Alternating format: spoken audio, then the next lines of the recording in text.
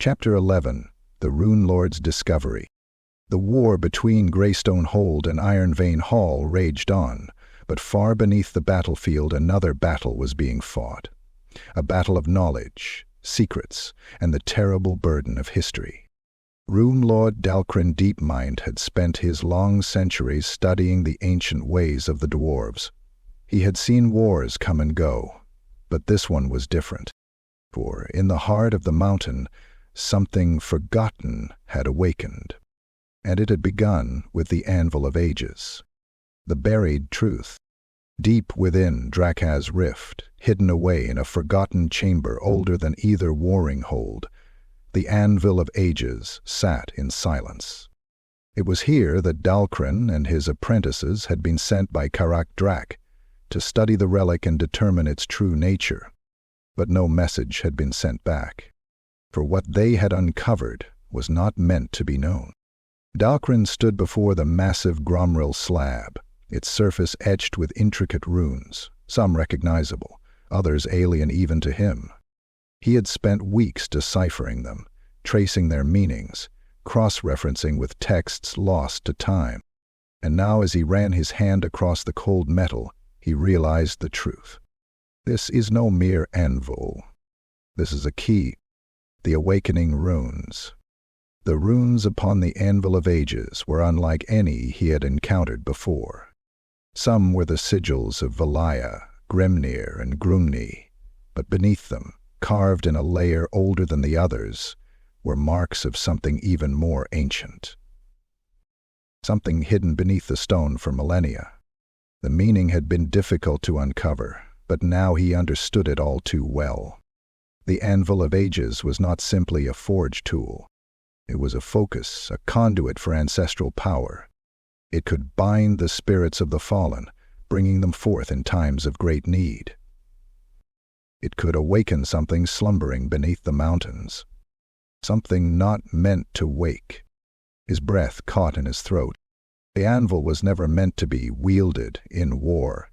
It was meant to guard against something sealed beneath the stone. A terrible choice. Dalcrin turned to his apprentices, young rune scribes barely past their first century of life. They watched him with anxious eyes, sensing his unease. One of them, Barik Ranhant, finally spoke. Rudalt. What did the inscriptions say? Dalcrin hesitated. He had spent his life preserving knowledge, yet now he faced a grim choice. If the Thanes of Greystone and Ironvein learned of this, what would they do? Would they use the anvil's power to summon the honored dead to fight for them? Would they seek to harness what lay beneath the mountain, turning it into a weapon? Or worse, would they break the ancient seal, unleashing something they could never contain? His mind reeled with the weight of it all. He knew this war would never end. He clenched his fist. This cannot be revealed. Turning to Barik, he spoke with iron in his voice. You will write nothing. You will tell no one. Barik hesitated. But, Rune Lord, if this knowledge could end the war... Dalcrin's gaze hardened. It would not end it, boy. It would consume it. We are no longer protecting an artifact. We are guarding a secret that must never be used. His words were final, absolute. And as his apprentices bowed their heads, he etched the truth into his own memory, alone, unshared, hidden from the world. A burden only he would bear. The silent guardian. Dalcrin sat alone in the chamber for hours after his apprentices had gone. The Anvil of Ages sat silent before him, but he knew now. It was not truly silent. He was watching. The runes still pulsed ever so faintly, as if they knew he had uncovered their secret. The mountain was listening. Something beneath the stone was listening. Chapter 12. Skirmishes in the depths. The war between Greystone Hold and Ironvein Hall had claimed the halls, the gates, and the tunnels, but now it spread deeper, into the forgotten labyrinths of the mountain. Here, in the ancient mines and abandoned shafts, the darkness was thick, the air stale, and the echoes of war whispered long after the battles had passed. It was here that Greystone's scouts made a discovery that threatened not only their enemy, but all of dwarfkind. A battle below the mountain. The Ironvein ambush. Deep within the black vein shafts, a network of abandoned mining tunnels that once connected the two holds, a small group of Greystone scouts moved cautiously. Led by Captain Thalric Emberhelm, the squad had been sent to map hidden routes into Ironvein territory, passages the enemy might have overlooked in their siege efforts. They moved silently, torches dimmed, relying on old Dwarven mining marks to navigate the twisting tunnels. For hours they found nothing but silence and shadows. Then, as they turned a narrow bend in the rock, a crossbow bolt whistled through the darkness. It struck one of the scouts in the throat, felling him instantly. "Rouse, rouse," Ambush bellowed, raising his axe. From the tunnel ahead, Ironvein tunnel fighters emerged, cloaked in dust, their crossbows already loaded for another volley. The battle erupted in the confined space, axes flashing in the dim torchlight, gritted teeth bared in rage. Ironvein warriors pressed the attack, driving Greystone back toward a collapsed mine shaft. But the Greystone scouts were no fools. Thalric gave the order, "Stand fast, hold the line." The narrow passage worked to their advantage. Though outnumbered, the Greystone dwarves fought like cornered beasts, their shields locking together in a defensive wall. The Ironveins pressed forward, until the ground beneath them betrayed them. The sinkhole. The first sign of disaster was the rumbling beneath their boots. Then, without warning, the floor gave way. Half the Ironvein warriors vanished into the abyss below, screaming as they fell. Thalric and his scouts barely had time to stagger backward, watching in stunned silence as the tunnel collapsed into darkness. Then came the stench. A foul, clawing odor, thick with decay and something unnatural. The kind of stench only one thing in the depths could produce. Skaven, the Forgotten Warren. Thalric peered into the darkness below. The sinkhole had revealed an older tunnel, one that had been sealed off long ago. But now it lay open. Carefully he descended the broken ledge, torch in hand, his warriors following hesitantly behind. What they found froze their blood. The cavern was vast, too vast for a simple mining tunnel. Strange wooden structures, gnawed beams, and half-built tunnels stretched in all directions. The walls were scratched with crude sigils, Skaven symbols that had long since been abandoned. Corpses of rats and other Skaven beasts lay scattered across the stone, half mummified by time, their flesh eaten away by something unnatural. "The Warren," one of the scouts murmured, his voice barely above a whisper. Thalric nodded grimly. "I am not just any Warren." He gestured toward the gnawed remains of an old Skaven banner, its fabric still clinging to a rusted iron spike. "This was a war camp." One of the warriors, his voice uneasy, stepped forward. "But there's no sign of a battle, no weapons, no scorch marks." "Fools." "Then what killed them?" another asked, gripping his axe tighter. Thalric scanned the chamber. The deeper tunnels had been sealed, not by time, but by purpose. "I don't know," he admitted, "but I don't like it. Whatever had once lived here had been wiped out, and whatever had done it hadn't left a trace." The warning unheeded. Thalric and his scouts made haste back to Greystone Hold, bringing word of their discovery to Thane Grimbald himself. But when they reported their findings, the Thane dismissed their concerns. "An abandoned Skaven hole," he scoffed. "The rats burrow like vermin, and they die like them. What concern is this of ours?" Thalric pressed. "If there was a Skaven war camp beneath Ironvein Hall, they may have tunnels leading directly into their fortress. We could use them to strike at their supplies, collapse their defenses from below." At this, Grimbald paused, considering. You would risk waking whatever lurks down there? The Thane asked, his eyes narrowing. Dalric hesitated. If we don't, Ironvein might find them first. That was enough. The Thane leaned forward, his expression dark. Then see to it, but take only those who will not be missed. Thalrig grimaced but nodded. The expedition would be small, fast, and deadly. And as he left the chamber, a single thought echoed in his mind. What if something else is already down there, watching? Meanwhile, in Ironvein Hall, across the mountain, Thane Rurik Ironvein received similar news. His scouts had reported the same discovery, a collapsed tunnel revealing a hidden warren, a long-abandoned lair of skaven filth. His reaction was very different. Sealed it, he commanded immediately. "Oh, my lord," one of his tunnel fighters objected. "If we use these tunnels, we could flank Greystone's forces, strike from below." Rurik's fist slammed against his war table, silencing the hall. "No. The only thing worse than fighting a war is fighting one in the dark against an enemy we cannot see. We burn the tunnels, we collapse whatever remains, and we never speak of this again." His orders were carried out without question. But as the tunnels were sealed and the echoes of war continued above, neither Rurik nor Grimbold realized the truth. Something had stirred in the depths, and war was the perfect thing to feed it. The true threat below. The warren beneath the mountain had been abandoned, but not by war, not by disease, not even by Skaven cowardice. No, the true reason lay deeper still, beyond the collapsed tunnels and forgotten halls. Something ancient and patient, something that had waited in silence, undisturbed for centuries. Now the tunnels were open again, and the mountain had begun to whisper. The war above was nothing compared to what lurked below.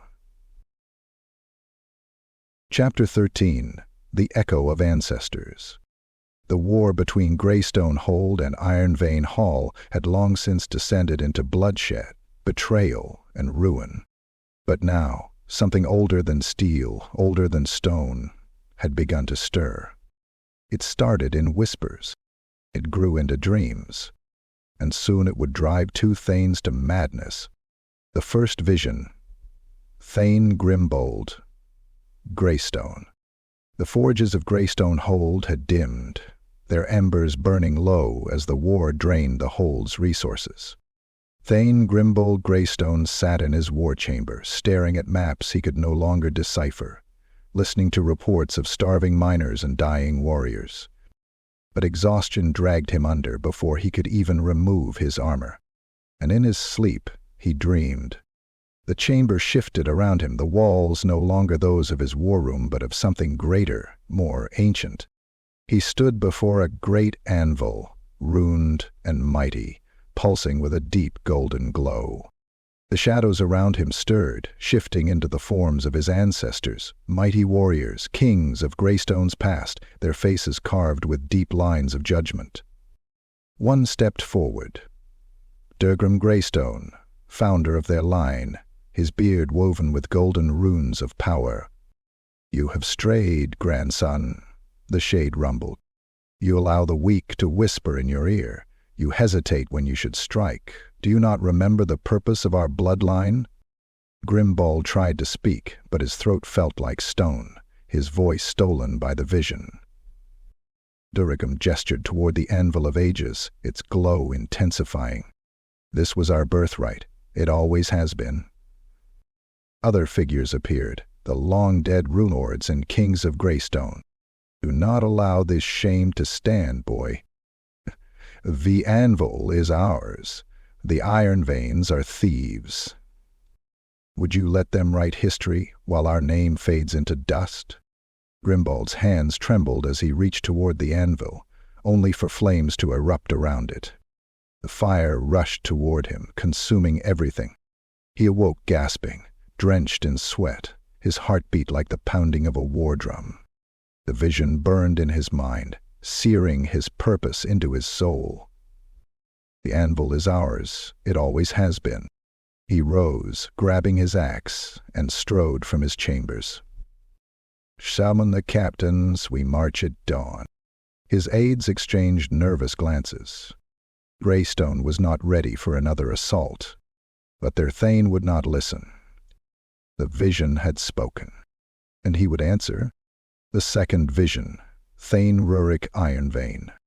Far across the mountain, in Ironvein Hall, another dream took root. Thane Relic Ironvein had collapsed onto his throne, exhaustion and battle wounds forcing him into sleep. But sleep was no refuge. The great halls of Ironvein shifted, the air thick with golden mist, the torches burning low. And before him his ancestors stood. Mighty Boric Ironvein, his hammer resting against the stone, his eyes like molten steel, glared at him. "You shame us, boy." The words cut deeper than any axe.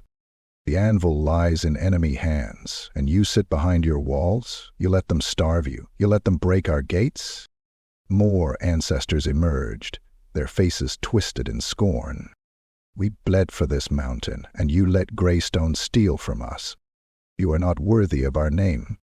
Your enemies do not rest. Why do you?" Rurik's breath grew ragged, his hands shaking as he reached for his warhammer. "I will reclaim it," he swore. "The anvil belongs to Ironvein. It always has." Boric stepped forward, his spectral eyes burning with something beyond rage, beyond reason. "Then take it." Rurik awoke with a start, his heart thundering against his ribs. The voices still echoed in his mind, whispering, demanding, "Take it, take it, take it." He rose, gripping his hammer, and strode to the war room. "Ready the warriors. We march before the enemy can recover." His generals hesitated. "Thane, our supplies." "Forget supplies, forget walls. We take the anvil, or we die." And with those words, Ironvein Hall prepared for war. The war deepens, a madness of stone and blood. Both thanes, driven by visions of their ancestors, made reckless decisions. The war that had already cost them thousands was about to become even worse. Greystone, unprepared, gathered what warriors they could and prepared a desperate charge against Ironvein's defenses. Ironvein, still weakened by famine, abandoned their defensive positions to march upon Greystone before they could recover. Neither side saw the madness in their actions. Neither side realized that they had been pushed by something beyond their own will. And neither side heard the whispers of the anvil itself, its runes flickering in the darkness, as though amused by the blood soon to be spilled. The mountain watches.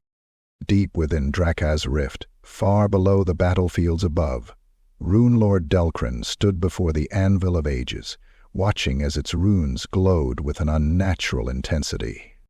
"It's waking," he whispered. His apprentice, Barrick, swallowed hard. "What do we do?" Delcrin clenched his fists. "Pray that they stop before it's too late." But he knew they wouldn't. The anvil was no longer just a relic. It was a fire, and the thanes were its fuel. The echoes of their ancestors had spoken. And now, the mountain would burn. Chapter 14. An Unexpected Visitor. The war between Greystone Hold and Ironvein Hall had consumed the mountain. The two holds had forgotten all else, forgotten their kin, their suffering people, and the echoes of something ancient whispering beneath them. Now, only the Anvil of Ages mattered. And so, when a gyrocopter pilot arrived, battered and desperate, bearing grave warnings of an incoming greenskin horde, no one listened. They were too blinded by pride and war. The arrival of Skarn Firebarrow. A storm howled across the peaks of the World's Edge Mountains, thick with biting snow and bitter winds. Through the darkened sky, a lone gyrocopter cut through the air, its rotors struggling against the turbulence. Its pilot, Skarn Firebarrow of Karak Kadran, was no stranger to danger. He had fought in a dozen wars, seen the corpses of holds torn apart by war and worse, but what he had witnessed in the past week had shaken even him. The Greenskins were coming. A warband, larger than any he had seen before, moving through the Frostfang Pass, sweeping across old, forgotten tunnels, gathering strength like an avalanche, waiting to bury the mountains in ruin. And yet, as he neared the fortress of Greystone Hold, the fires of war already burned brightly within its walls. Smoke rose from burning siege engines, the gates were shattered, and the mountain itself trembled under the endless battle of its kin. By Gruni's beard, what in the name of the ancestors have they done? Skarn pushed the gyrocopter forward, spiraling downward, aiming for Greystone's ruined air docks. The warning falls on deaf ears. Greystone Hold. The moment Skarn dismounted, a squad of Hearthguard warriors rushed forward, weapons raised. "State your business, flyer," one barked, his axe gleaming in the firelight. Skarn didn't have time for formalities. "I bring a message from Karak Kadrin. I must speak with Thane Grimbold immediately." The guards exchanged uneasy glances, but the urgency in Skarn's voice could not be ignored. Minutes later, Skarn stood before Thane Grimbold, who looked up from his war table, his face hardened by battle, exhaustion, and something else. Obsession. "Make it quick," the Thane growled. "We prepare to march on Ironvein Hall before they can recover from our last strike." Skarn took a deep breath before delivering the news. "The Greenskin horde is coming." A murmur swept through the war council, but Grimbold's expression did not change. "The Greenskins always come," he said dismissively. "Let them break themselves on our walls. We have war enough already." "You don't understand," Skarn pressed. "This is no rabble of stray orcs and goblins. This is a full Waaagh, led by a war boss called Dreka Doomfang. They have already wiped out 3 outposts, and they march for this mountain." Grimbold leaned back in his stone throne, tapping his fingers against the table. "And where is this Waaagh now?" "Still in the Frostfang Pass, gathering their strength. But if they move unchecked, they'll be here before the next moon." One of Grimbold's commanders spoke up, scoffing. "If they're in Frostfang, they are Karak Kadrin's problem. Let the Slayers deal with them." "The Slayer King has already sent warriors, but even he cannot face this alone. We must unite, Greystone and Ironvein both, or we will be overrun." Grimbold laughed, but there was no humor in it. "You expect me to fight alongside those oath-breaking traitors?" Skarn slammed his fist on the table. "I expect you to fight for your people. If ye keep your axes turned against your own kin while the Greenskins march, there won't be a Greystone left to fight for." Grimbold's eyes flashed with fury. "You will not tell me how to defend my hold, flyer. Greystone fights its own war. We have no time for Kadrin's troubles." "By the ancestors," Skarn muttered, rubbing his temples. "You're too blind to see the real enemy standing at your gates." "No," Grimbold said coldly, gripping his axe. "I see my enemy clearly. He sits upon the stolen anvil in Ironvein Hall." The discussion was over. Skarn had failed. Greystone would not listen. So, with nothing left to do, he took to the skies once more. The warning ignored. Ironvein Hall. His gyrocopter soared over the battlefield, flames and bodies littering the lower tunnels, until he reached Ironvein Hall. Once again he was met with suspicion, dragged before Thane Rurik Ironvein, who sat brooding on his throne, warhammer resting across his lap. Skarn delivered the same warning. The reaction was no different. "Greenskins? Bah," Rurik scoffed. "Ye waste my time, flyer. Do ye not see that we are at war?" "Aye, I see," Skarn shot back. "I see a war that has already cost ye everything. Do you think Doomfang's Waaagh will stop to ask who claims the anvil before they slaughter your kin?" Rurik grinned, shaking his head. "Ye sound like a coward. The Ironvein do not cower from war. Ye are not listening. They will not come as a rabble of stray orcs. They will come as a flood, A flood ye cannot hold back alone." Rurik's smile faded, his voice growing colder. "I do not answer to Karak Kadrin, nor do I answer to Greystone. I fight for my hold, I fight for my kin, and I fight for the Anvil." Skarn's anger finally boiled over. "Is that what this is now? A piece of stone? Is that all that matters?" Rurik stood, towering over the gyrocopter pilot. "Yes. It is not just a stone. It is our history, our right. If we fall, it will not be to greenskin filth. It will be by our own hand, as is proper for those who do not yield." Skarn stared at him in disbelief. "Then you're both doomed." A storm on the horizon. With no choice left, Skarn returned to his gyrocopter and took to the skies one final time. As he soared over the burning battlefields, he looked back at the mountain. Many will not listen. They will die over their damned pride. But deep in his bones, he felt it. The storm was coming, and soon neither Greystone nor Ironvein would matter. Because Dreka Doomfang's Waaagh would not care for their grudges. It would only care for their bones. Chapter 15. Betrayal in the Dark. The war between Greystone Hold and Ironvein Hall had become a war of pride, obsession, and blind fury. But not all within Greystone believed in Thane Grimbold's path. Some saw the suffering, some saw the madness, and some saw an opportunity. The Secret Council. In the lower tunnels of Greystone Hold, far from the prying eyes of Thane Grimbold's war council, a meeting was held in whispers and shadow. Captain Drurak Stonefist, a veteran warrior, stood before a dozen others, commanders, merchants, and dwarves, who had seen enough bloodshed. The chamber was dimly lit, its only illumination a single oil lantern, its flickering flame casting nervous glances upon those gathered. Drurak's voice was low, but firm. "This war is folly." The murmurs of agreement rippled through the gathering. "For 2 years, we have battered ourselves against Ironvein's gates, and what do we have to show for it? Broken axes, empty larders, and halls filled with our dead." One of the dwarves, a bearded merchant, spat on the ground. "My forges grow cold, my workers starve, and yet the Thane demands more steel, more weapons. What good is honor if we all freeze in the dark?" A warrior crossed his arms, his face grim. "We cannot abandon our cause, Drurak. The anvil was taken from us." Drurak's gaze darkened. "The anvil is a relic, eh? A great prize. But it is not worth our future." His eyes scanned the room, testing their resolve.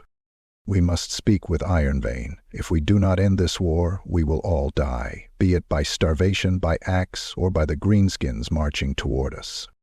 His words hung in the air, dangerous, treasonous, and yet none spoke against him. The decision was made, the secret march to Ironvein. In the dead of night, Drurak and his loyalists slipped through the lesser tunnels of Greystone, their footsteps muffled by layers of dust and silence. They traveled through forgotten passages, winding toward the fortifications of Ironvein Hall, carrying no banners, no war cries, only hope.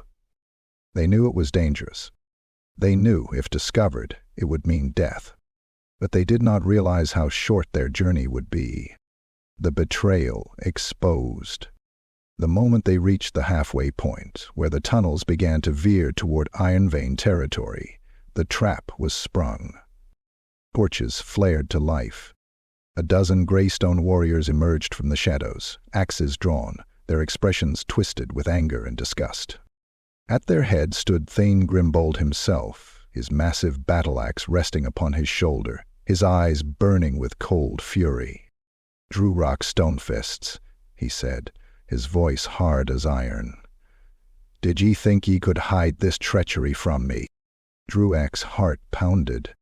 "Thane, listen to me. This war will end us. We must find another way." Grimbold took a step forward, his grip tightening on his axe. Another way? You mean cowardice? Surrender? The other warriors growled in agreement, their hands tightening on their weapons. Dwarven held his ground. Ironvein will not yield, and neither will we. What good is a grudge if we are too dead to settle it? The Thane's jaw clenched. Hey, what good indeed? Without another word, Grimbold swung his axe. Dwarven barely dodged in time, the blade biting into the stone behind him, sending sparks flying. See, Zam! Grimbold roared. The tunnel erupted into chaos. Axes clashed, boots scraped against stone, and Dwarven's loyalists fought for their lives. Some fell swiftly, cut down by their own kin. Others surrendered, throwing down their weapons, refusing to spill more Dwarven blood. Dwarven, bleeding from a gash across his arm, was dragged before the Thane, his fate already sealed. Exile and dishonor. The next day, in Greystone's Grand Hall, the entire hold gathered to witness the punishment. Dwarven knelt in chains, his hands bound, his armor stripped of its clan markings. Grimbold stood above him, his expression carved from stone. Dwarven stone-faced, ye stand accused of treason, of breaking faith with your ancestors, and of seeking to make peace with the enemy. Murmurs of disgust and anger filled the hall. Dwarven lifted his head, his voice strong despite his wounds, and did what I thought was right, and I would do it again. Grimbold's lips curled in contempt. Then may ye carry that shame until your dying breath. The verdict was swift. Dwarven was to be exiled. Stripped of his name, his title, and his home, he was to walk the mountain paths alone, never again to return to Greystone Hold. The punishment was worse than death. A dwarf without a hold was no dwarf at all. As the guards dragged Dwarven toward the gates, the warrior cast one final glance toward the halls he had fought so hard to protect. "Onday," he murmured, "ye will see what I saw. But by then, it will be too late." The gates slammed shut behind him, and Greystone Hold lost one of its last voices of reason. The cost of betrayal for Greystone Hold.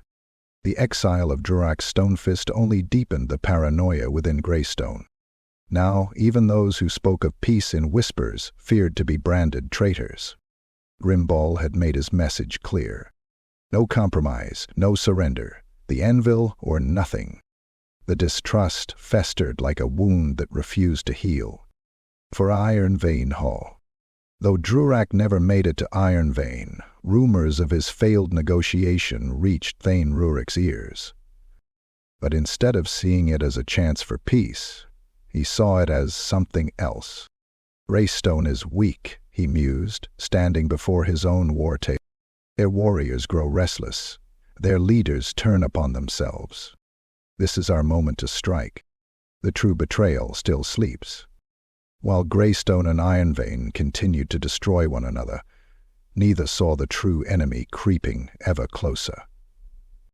The Greenskins were already marching. The Anvil of Ages pulsed with dark energy. And deep below the mountain, in the forgotten Skaven tunnels, something else had begun to stir.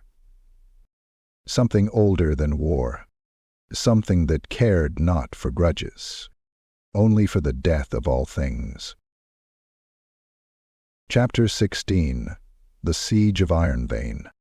The war between Greystone Hold and Ironvein Hall had come to its most brutal hour. There was no more room for diplomacy, no more whispers of peace, no more hesitation. Thane Grimbold Greystone had made his decision. We take the Anvil or we die trying. With stolen siege engines, with hungry warriors, and with nothing left to lose, Greystone marched upon Ironvein Hall. And Ironvein stood ready. For this was no mere battle. This was the war to break the mountain itself. The March of the Damned. The Greystone army assembled in the deep tunnels, a grim and battered host. Their armor was dented, their weapons dull from overuse, but their spirits burned with fury. At their head, Thane Grimbold, his axe resting upon his shoulder, his face carved from stone. Behind him, his generals examined the siege engines, massive war machines once belonging to Ironvein, stolen in a daring raid from a supply caravan weeks prior. Now these machines would be turned upon their original masters. Grudge throwers, modified to hurl shrapnel-filled boulders capable of ripping warriors apart. Flame cannons, fueled by stolen black powder, their heat so intense it could melt steel on impact. And worst of all, the Doom Ram, an ironclad battering ram reinforced with rune-carved plates, stolen from Ironvein's own smithies. "They built these walls," Grimbold muttered, gripping the ram's handle, "but they will not hold them." The siege begins. The first strike came at dawn. From the tunnels leading toward Ironvein's gate, the siege engines roared to life. Grudge throwers launched their deadly payloads, sending explosions of stone and fire crashing against the gates. Flame cannons spat liquid fire, licking across the runes lining the walls, trying to burn through Ironvein's defenses.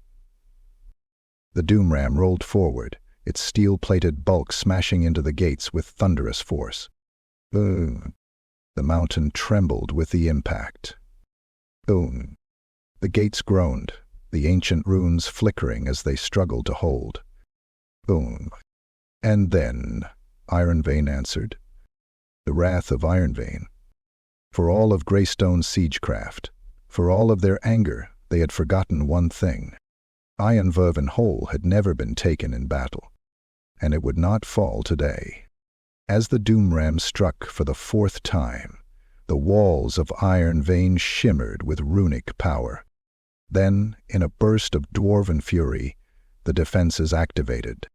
Defensive rune cannons carved into the mountain roared to life, firing massive bolts of lightning into the siege lines, incinerating Greystone warriors where they stood.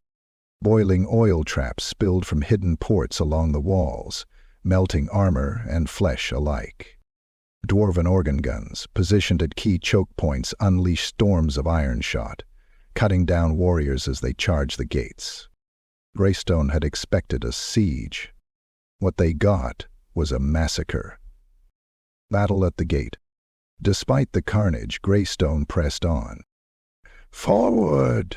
Grimbold roared, rallying his warriors. Shield-bearers locked into formation, creating a moving wall of iron and fury. Axemen stormed forward, braving the hail of iron shot, their beards blackened with soot and blood. The Doomram crashed forward again, and finally, the gates began to crack. Ironvein's defenders redoubled their efforts, but for the first time since the war began, their walls seemed vulnerable. Rurik Ironvein stood upon the battlements, watching his gates begin to break. His hands clenched into fists. "They would see me broken," he muttered. "They would take our anvil. They would take our name." His blood boiled. "Then let them break upon our axes." The counterattack. With a roar, the gates finally gave way. A massive explosion of stone and dust sent both sides reeling. And then the true slaughter began. Ironvein's elite warriors, the Deep Guard, stormed out from the breach, axes raised, shields locked. They clashed head-on with Greystone's Hearthguard, the two greatest Dwarven warriors of each hold locked in brutal combat.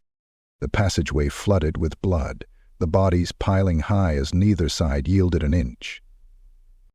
In the midst of it all, Grimbold and Rurik finally met. Their eyes locked. Two Thanes, two warriors, two enemies who had once been brothers. No words were spoken. Only axes were raised. And the duel began. The Duel of Thanes.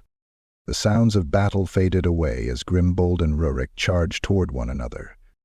Grimbold swung first, his axe carving through the air like the strike of a falling hammer.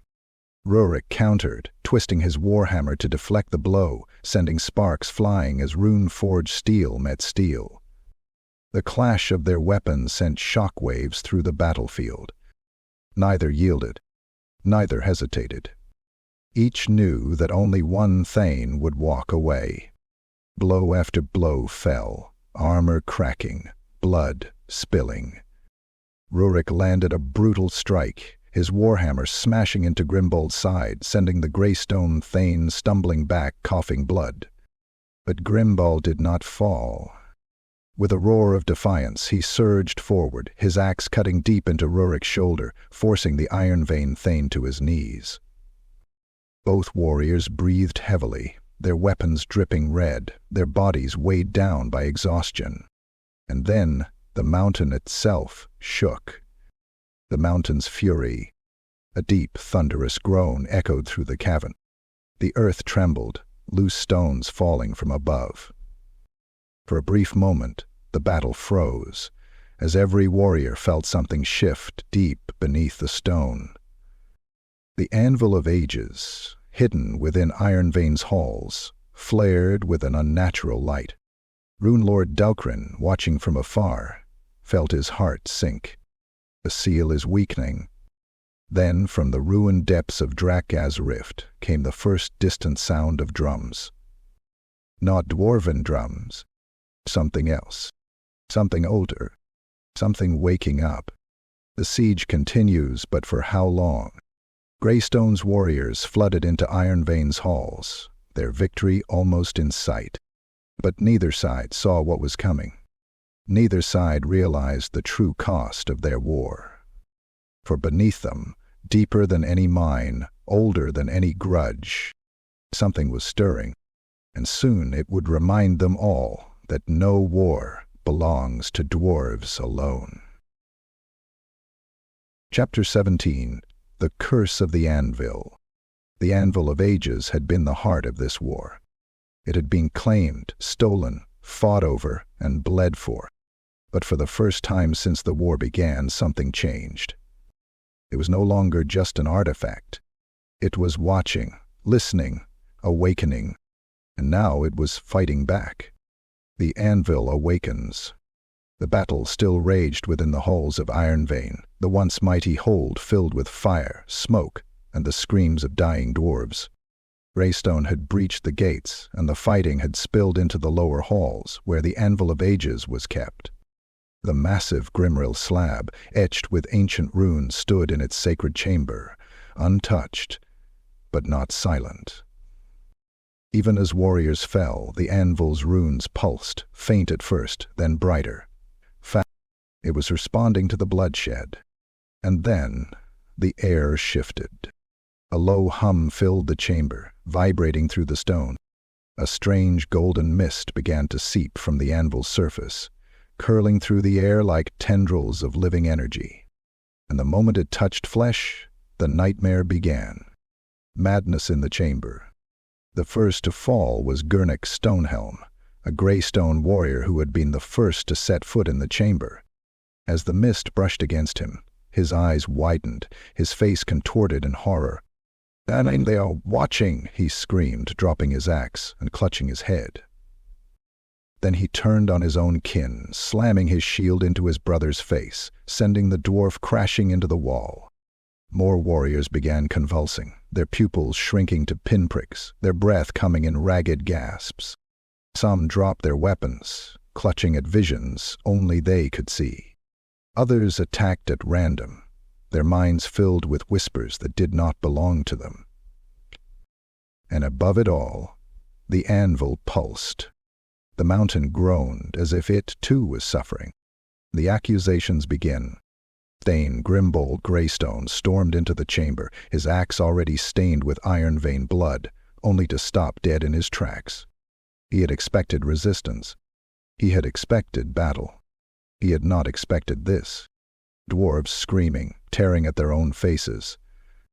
Warriors slaughtering their own kin in a haze of madness. The anvil itself glowing brighter with each death. His blood turned to ice. Then, from the opposite entrance, came a roar of fury. Thane Rurik Ironvein charged into the chaos, his hammer raised, flanked by his deep guard. His fury was unmatched. "It have ye done?" he bellowed, his voice drowned in rage. Grimbald whirled to face him, eyes blazing. "Oos! Ye did this, ye treacherous wretch!" The accusations exploded into the chamber, even as the madness raged around them. Ironvein warriors were just as affected as Greystone, their minds fractured, their hands bloody with the lives of their own kin. Yet still the Thanes only saw each other, blind, deaf, obsessed. Rurik pointed at the anvil, its glow now a blinding storm of gold and crimson. He tampered with it. Ye tried to use its power, and now ye've cursed us all. Grimbald laughed bitterly, his grip tightening on his axe. "Hold I, and what of ye? Do you not think I know what ye've done? Ye hid its true purpose. You've been hoarding its power, waiting to strike us down." Neither side could see the truth. Neither side could see that they were both wrong. The anvil was never theirs. The anvil did not belong to dwarves. And it had begun to awaken. The visions. As their shouting filled the chamber, the mist swirled toward them, wrapping around the two Thanes.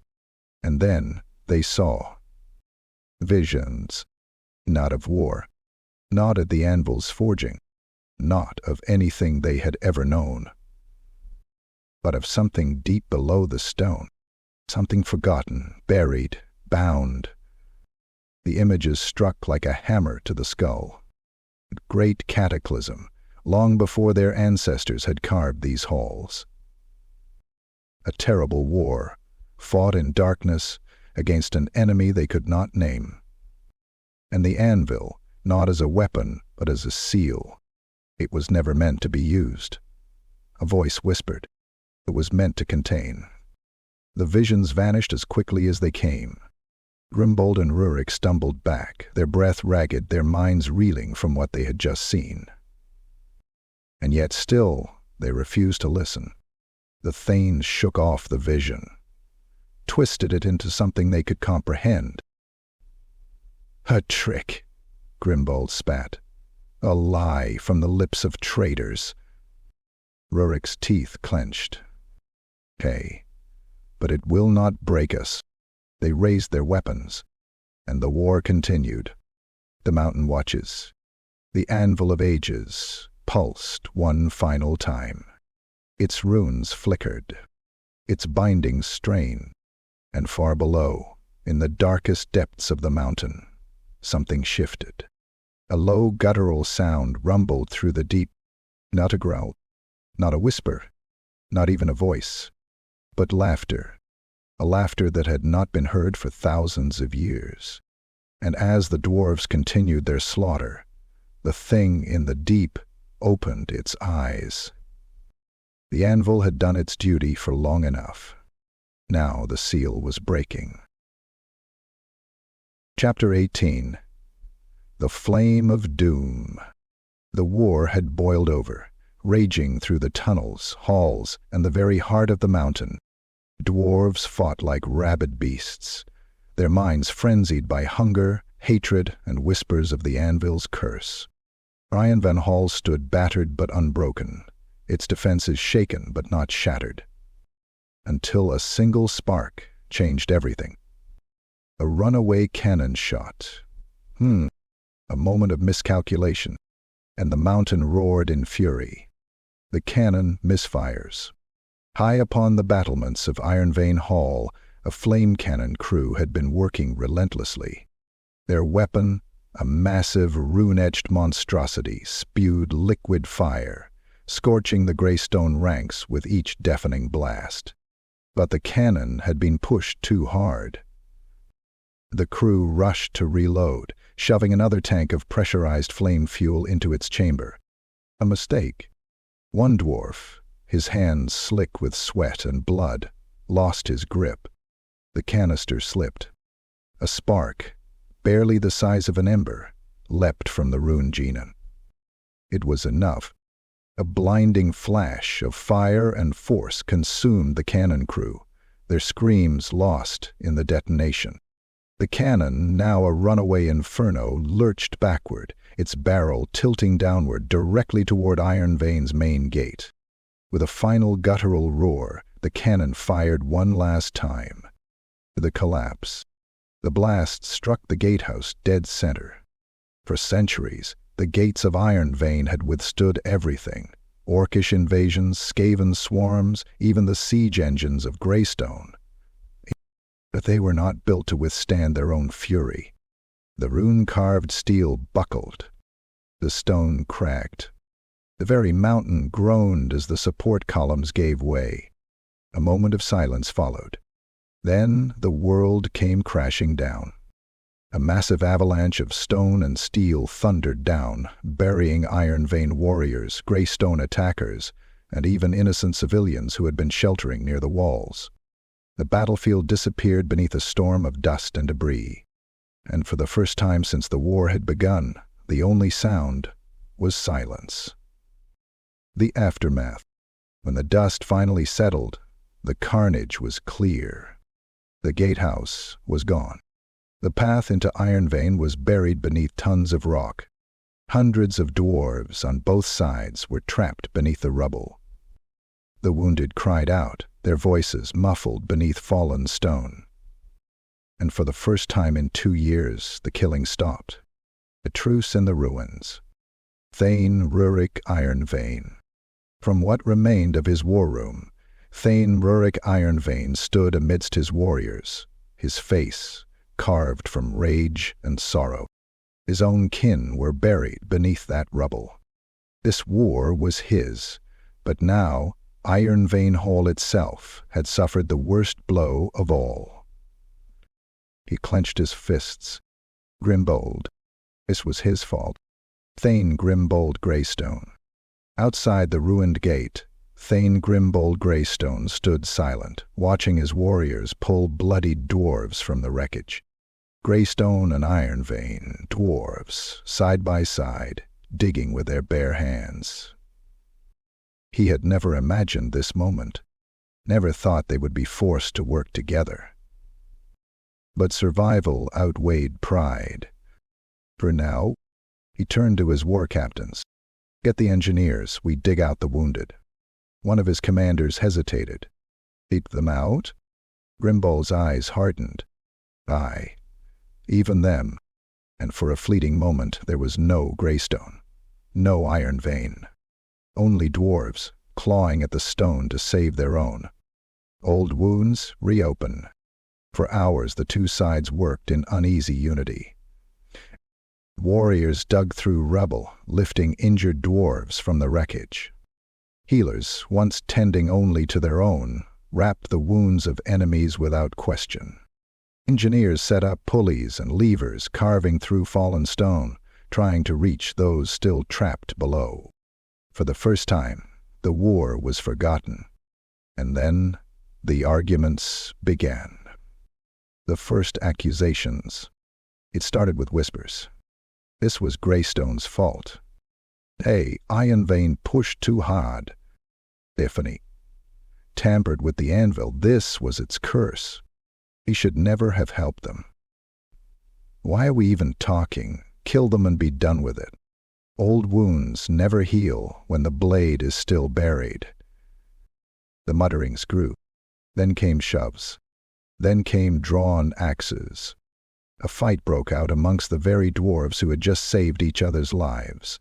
The blood was spilled anew. The moment of unity was gone. And as the wounded cried out in pain, the Thanes of Greystone and Ironvein stood upon the ruins of what should have been a lesson, and saw only enemies. The war will not stop. Thane Grimbold Greystone wiped dust and sweat from his brow, his expression dark. There can be no peace. Thane Rurik Ironvein, his body aching with wounds, nodded in grim agreement. Only fire and stone. The mountain crumbles. As both sides prepared to fight once more, deep below, the Anvil of Ages pulsed again. It was awake now, and the mountain shifted. Beneath the ruins, in the deepest depths of Drakka's rift, something stirred. It had waited long enough. The war above had given it the blood it needed, and soon it would claim its due. Chapter 19. The Greenskin Horde. The war had raged for too long. Greystone and Ironvein had torn into each other like rabid beasts, their halls filled with fire, blood, and the echoes of shattered honor. But as they stood ready to strike once more, axes raised, eyes burning with fury, a new sound filled the mountain halls, a sound louder than cannons, deeper than war drums, heavier than any grudge, the sound of a Waaagh. And suddenly, the grudge war did not matter, because death itself was marching toward them. The Greenskin invasion. From the frozen peaks of Frostfang Pass, from the abandoned tunnels, from the deep caves where no dwarf dared tread, they came. A horde unlike any that had been seen in centuries. Thousands upon thousands of greenskins, orcs, goblins, trolls, and worse, surged toward the mountain like a living avalanche. At their head, towering twice the size of any dwarf, stood Drekka Doomfang, war boss of the Bloodfangs. His armor was a patchwork of looted Dwarven plate, his massive cleaver still dripping with the blood of 100 skirmishes. But what made him truly dangerous was not his size. It was his mind. Drekka was not just another brawling brute. He was cunning, and he had been watching the war unfold. He had waited until Greystone and Ironvein had battered each other to exhaustion. Now he would claim their halls for himself, and there was nothing left to stop him. The first attack. The ambush at the outer tunnels. The first sign of the Waaagh came when a Greystone patrol scouting the ruins of the old supply tunnels was overrun. Their screams echoed into the mountain. No survivors returned. Only blood-stained axes and broken shields remained. Then the Ironvein forward defenses fell silent. No signals came from the eastern watchtowers. No couriers returned from the lower gates. Only the sound of distant war drums pounding in the dark. By the time the first warning bells rang, it was too late. The greenskins were already inside the mountain, and the war had truly begun. The choice, fight together or die alone. Thane Grimbold Greystone. The moment he heard the war horns, Grimbold's first thought was of treachery. Rurik, the bastard, has brought allies. But when the first fleeing dwarves stumbled through the tunnels, their faces twisted in terror, he realized the truth. This was not Ironvein. This was something worse. The report was grim. Thane, thousands, trolls, orcs, goblins, they come for the halls. Grimbold gritted his teeth, fury and exhaustion warring in his mind. His hold was already weak. His warriors starved and wounded. They could not fight a war on two fronts. His hands tightened around the grip of his axe. I will not kneel to Ironvein. I will not beg for their help. He turned to his war captains. We hold the lower tunnels. We make our stand here. If Ironvein falls, so be it. His command was clear. Greystone would fight alone. Thane, Rurik, Ironvein. On the other side of the mountain, Rurik Ironvein stood on the crumbling walls of his ruined gate, watching as the first wave of greenskins charged from the darkness. The massive warband, clad in scavenged dwarven armor, bellowed in savage delight. And in that moment, Rurik felt the weight of every ancestor before him. He had been so blinded by hatred for Greystone, he had ignored Skirn Firebarrel's warnings. Now he saw the price of his folly. His warriors stood ready, shields locked, but he knew the truth. Ironvein could not hold alone. Not against this. His fingers tightened around the haft of his warhammer. This war was ours to win. And now it is not just our war. Rurik turned to his messengers. Send word to Greystone. Let them know, if they do not fight with us, we all die here. The words felt like ash in his mouth. But he knew. Pride would not save them now. Only steel and stone, together, could do that. The war decision. The messengers ran through the ruined tunnels, carrying the plea for unity to Greystone Hold. Thane Grimbold stood upon his war table, listening as the message was delivered. Ironvein calls for aid, Thane. They are overrun. The Waaagh is too strong. If we do not fight together, we will fall alone. His commanders muttered amongst themselves. Some spoke of the grudge, unwilling to fight beside those who had taken the Anvil. Others spoke of survival, of the reality of what was to come. Grimbold closed his eyes. The Anvil had been their obsession. But an anvil is worthless without a hammer to strike it. And dwarfs do not break. He exhaled slowly, then turned to his warriors. Gather what we have left. We march to Ironvein. The dwarfs stand together. For the first time in years, the warriors of Greystone and Ironvein stood side by side. Their banners, once symbols of rivalry, now flew together against the greater foe.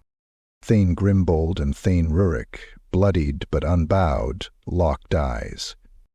No words were spoken. There was no apology, no forgiveness, only a nod. Then the gates broke, and the Waaagh came screaming into the halls. The battle for the mountain had begun, and whether dwarves stood or fell, they would do so as kin once more. Chapter 20. The Last Council.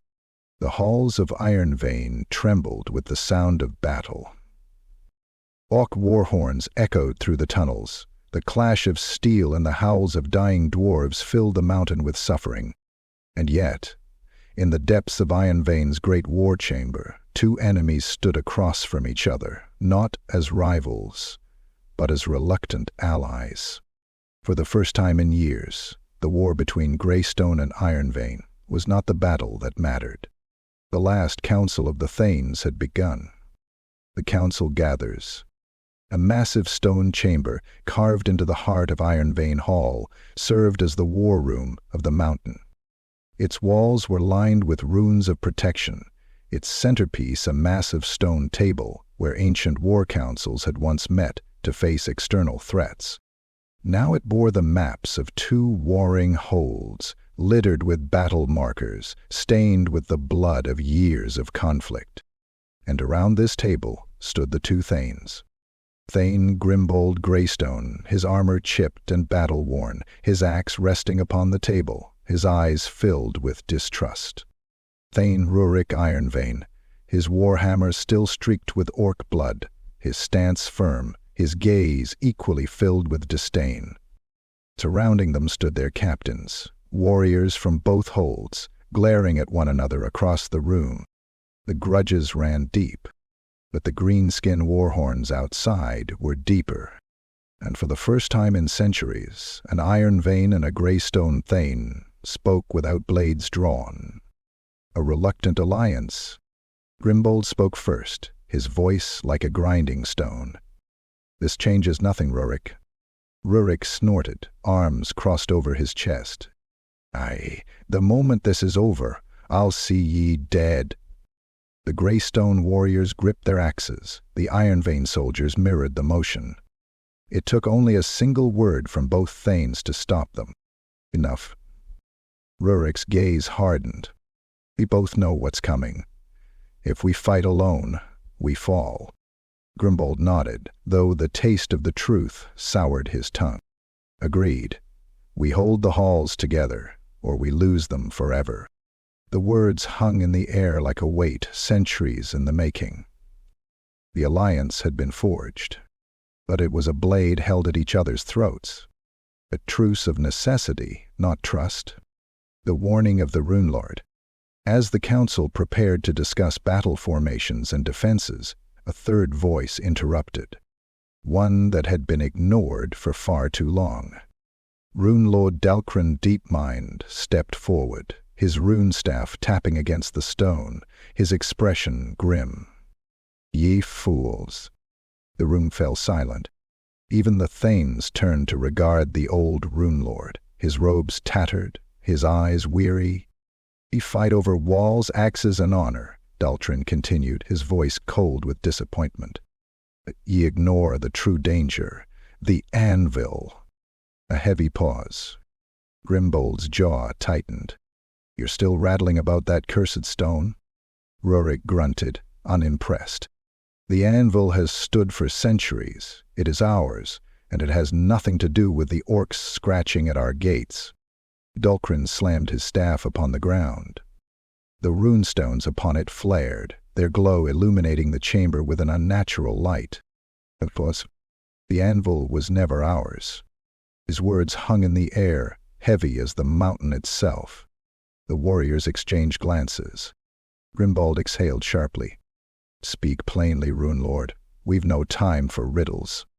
Daltrin's fingers tightened around his staff. "The anvil is not just a relic. It is a seal, a prison, a lock forged to hold something back." A murmur spread through the captains. But the thanes only scowled. Rurik crossed his arms. "And yet it still sits in our halls, Daltrin. What exactly is it holding back?" The Rune Lord hesitated, because he did not know, only that the mountain had begun to whisper again, that the visions had returned, that whatever was bound beneath the stone was stirring. "I do not know its name," he admitted, "but I know this. Every moment we spill blood near the anvil, we feed it. Every death, every grudge, it awakens something." His gaze darkened. "And when it fully awakens, nothing will stop it." The thane's refusal. For a brief moment, silence reigned. Then Rurik laughed. "Yuhaw, so the old fool is scared of a bit of metal? We've bigger concerns than ghost stories." Grimbold shook his head. "We've a war at our gates. This is no time for nonsense." Daltrin slammed his staff again. "Ye still do not listen. If we use the anvil again, if ye keep your war alive after this, we will all fall. This alliance must not be temporary. This war must end." His words were met with cold silence. Then Grimbold leaned forward. "Ye ask too much, Rune Lord." Rurik's voice was low, like a landslide waiting to break free. "We may fight side by side today, but the moment the orcs are gone, the war for the anvil begins again." Daltrin's eyes closed, disappointment etched into every line of his ancient face. "Then ye are both doomed." The thanes turned away from him, focusing once more on their maps. And in the shadows of the chamber, the Anvil of Ages pulsed. Its runes flickered, like a heartbeat growing stronger. The war above would mean nothing, because soon something else would wake, and no amount of steel or stone would stop it.